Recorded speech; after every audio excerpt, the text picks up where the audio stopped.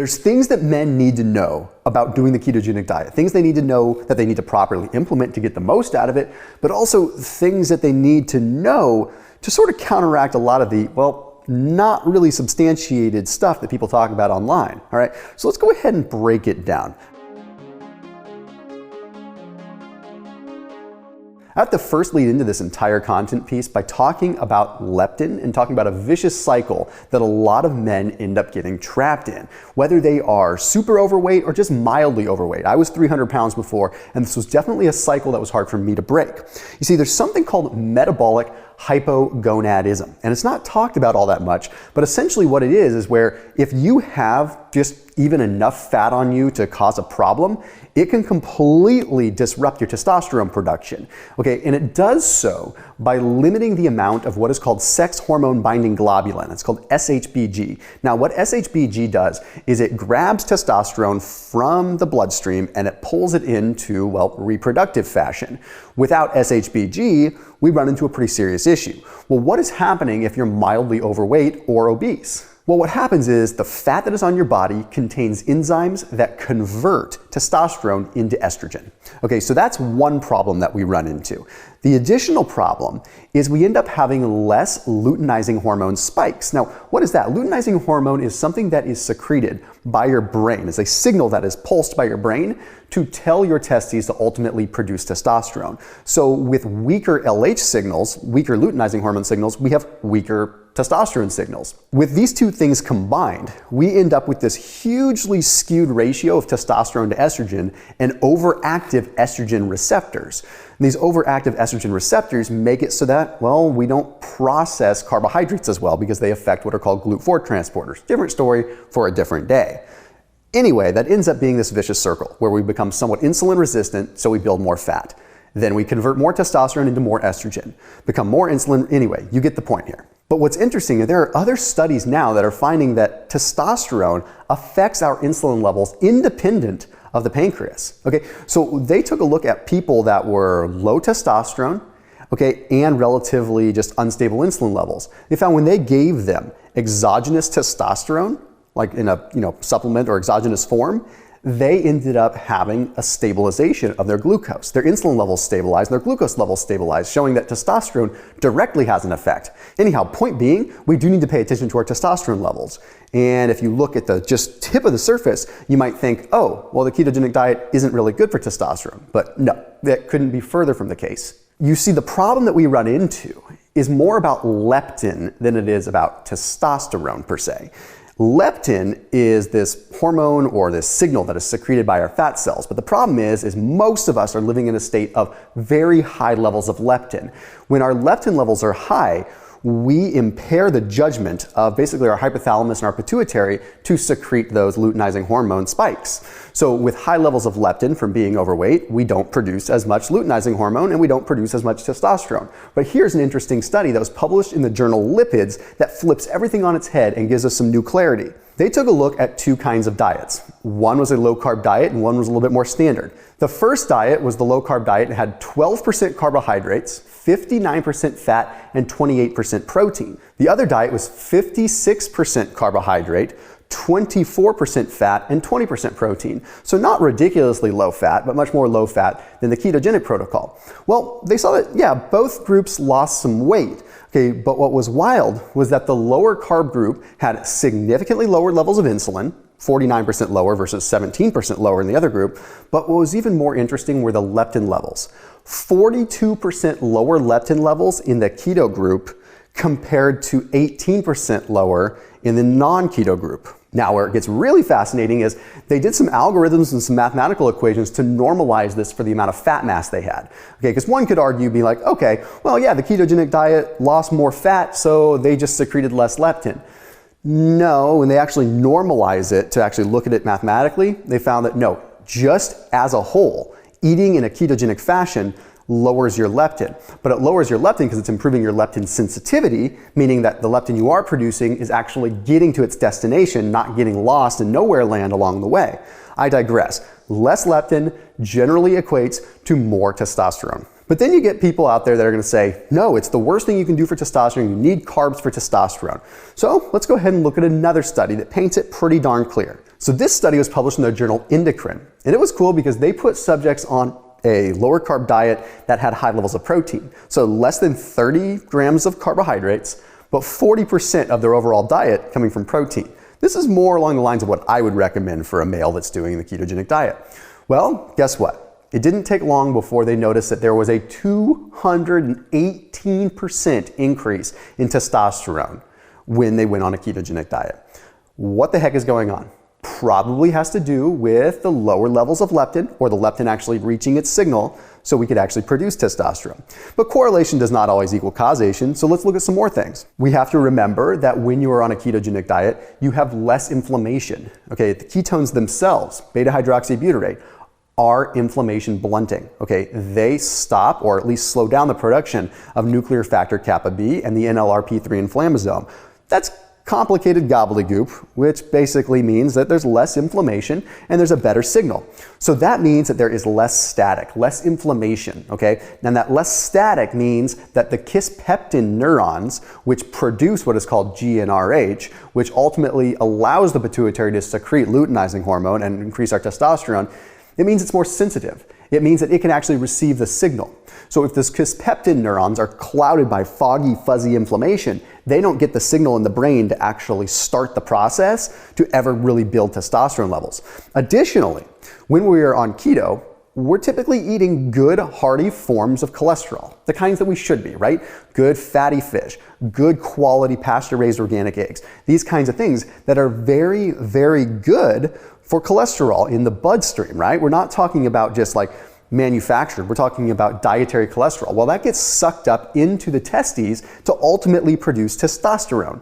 So we need that, and clearly there is a correlation there as well. But while we're on the topic of this, one of the things that men need to really be paying attention to extra is vitamin D levels coming from good quality sources of meat and protein. Okay, it is imperative for men that are doing a ketogenic diet to make sure that they keep their protein levels high. I usually recommend like 40% at least of your calories coming in from protein, just like that last study. Why? Because it does help with leptin signaling, clearly as indicated by that study, and 218% increase in testosterone, but also it allows us to get the vitamin D from the proper sources. Eating all cuts of meat when you can. I try to go leaner, but try to go for good quality whenever you can. Good quality eggs, good quality fish, however you can get those vitamin D levels in, because vitamin D plays a role in testosterone formation. A study that was published in the Journal of Hormone and Metabolic Research did just this. Okay, they looked at people that were low in vitamin D and lower in testosterone, and they found that when they gave them vitamin D, their testosterone levels increased. Now again, correlation does not equal causation, but we see a lot of evidence surrounding the world of vitamin D and testosterone. If you're looking for good quality meat, the ones that I would recommend are gonna be ones from ButcherBox. Just makes it super convenient. I know you're probably busy and it just makes life a lot easier. So I highly recommend ButcherBox. I put a link down below so you can take advantage of some pretty cool special promos that are going on with them. What they do is they deliver grass-fed, grass-finished, high-quality meat to your doorstep. That way you're not having to go to the grocery store. So almost all of the meat that I consume these days is coming in from ButcherBox just because it saves me so much time. I have 2 young kids. I don't have time to go to the grocery store all the time. So it just makes it really easy when it gets delivered to my doorstep. I have it happen once or twice a month, just when I really want my good quality cuts, like my fillets or maybe a good ribeye that I want to splurge on. So anyway, highly recommended. There's a link down below that you can check them out. They've been a supporter on this channel since like the early ages, like 4 or 5 years ago. So big shout out to them, big thank you to them for the continued support. But please do check them out using the link down below if you are looking to get good quality protein on keto. Okay, so now we have to jump over to something that is so insanely earth-shattering and important. That is the world of the microbiome. Now, before you turn off thinking, oh gosh, here he goes down the fiber rabbit hole, I think you're gonna wanna listen to this, because if you're worried about your testosterone production and building muscle and things like that, it's something you need to pay attention to. All right, I rant about food diversity and getting good amounts of fiber and soluble fiber on a ketogenic diet for lots of reasons, but when it comes to testosterone, it's pretty dang important. There was a study that was published in the journal Research Microbiology, and it took a look at people overall with their testosterone levels and divided them into 3 different groups: low testosterone, medium testosterone, and high testosterone. And then it took a look at their microbiome to kind of measure their diversity. Well, make no mistake, those with a higher level of microbiome diversity were the ones that had higher levels of testosterone. Well, this is interesting. Correlation does not always equal causation, so we dive further and look at another study that really makes it pretty darn compelling. This study was published in the Journal of Physiology, Endocrinology, and Metabolism. Now, what this study found was that we have a bunch of DHT in our colon. Now, what is DHT? DHT stands for dihydrotestosterone, and we have 70x the amount of dihydrotestosterone in our colon than we do in our plasma levels. DHT is the most usable, most sensitive form of an androgen. Okay, when our testosterone is in our testes, what happens is a lot of times it gets converted into DHT because DHT is 2 times as powerful at targeting an androgen receptor than regular testosterone is. Now, just to put this into context, it is so imperative that you have sensitive androgen receptors. You could have all the testosterone in the world, but if your androgen receptors aren't able to receive a signal and receive it, it doesn't do you any good. That's why sometimes you can take a look at people that have high levels of testosterone, but they don't look like they do, because maybe it's not actually reaching the target because their receptors aren't getting the activity they need. So DHT has a stronger affinity for an androgen receptor. So when we find that we have 70 times as much DHT in the colon as we do anywhere else, I think that's some pretty good power to say maybe we should be getting a lot of fiber into our diet to try to diversify our gut as much as possible to potentially drive up DHT levels so we have usable androgen affinity driven forms of testosterone. I rest my case with that one. So what do you do if you're on keto if you're a male? Soluble fiber coming from chia, coming from flax. People are going to say, oh, well, flax could be estrogenic. I will take a tiny bit of dietary estrogen conversion if it means that I am going to A, lose weight and lose some of the aromatase enzyme, but B, be able to support the 70 times DHT that's in my gut. Yeah, I think that's where I'm gonna lean to. So soluble fiber it up, boys. Don't worry about it. You're gonna be fine. Okay, then we have to answer the big question that a lot of people on the internet seem to really just rag about. That's saying that you absolutely positively need carbohydrates to build muscle. And that's as a result of something called insulin growth-like factor, IGF-1. And they're not wrong. You do need IGF-1 to really build muscle in a very acute form. But that's just one world that we're studying. Here's some interesting research that really has me feeling good because I've been doing keto for 10 years and I feel like I built muscle pretty well. The Journal of Strength and Conditioning Research took a look at 2 groups of people. Okay, they took a look at ketogenic group and a Western diet group, and they had them measured them for 10 weeks. They were resistance trained already and they had them continuing to do resistance training. Well, they found that the Western diet group built a little bit more muscle. In video here, you have your answer. Not. Okay, the ketogenic diet group lost more fat, but both groups had strength and power gains that were equal. They both gained the same amount of strength. And if you're actually looking at what's going to actually drive muscle growth, a lot of it is strength. So see, okay, strength and power gains were the same, but only the ketogenic group had a giant increase in testosterone.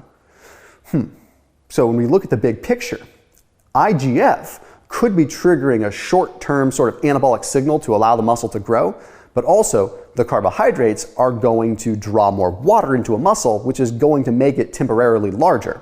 The ketogenic group is going to be a little bit more deflated in terms of their muscle glycogen, but their actual strength and fibrous tissue is going to be just as powerful, right? And they're getting more testosterone, which means further on down the line, they can build more muscle.